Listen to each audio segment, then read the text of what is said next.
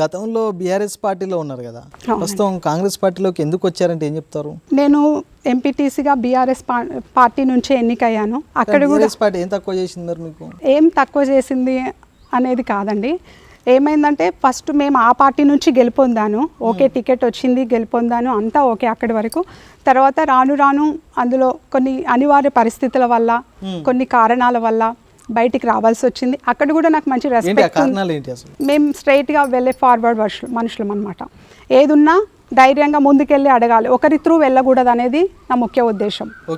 మేము ఎమ్మెల్యే గారిని కలిసినప్పుడైనా మధ్యలో ఒక మనిషిని పెట్టుకొని నువ్వు కలవాలి అంటే నాకు నచ్చేది కాదు. అది చాలా 4 years నేను స్ట్రగుల్ అనుభవించాను. అలా మేడంతో కూడా నేను ఎన్నోసార్లు చెప్పాను, నాకు అలా రావడం ఇష్టం లేదు. స్ట్రైట్ ఫార్వర్డ్, అప్పుడు సునీత మేడం గారు ఉన్నారు.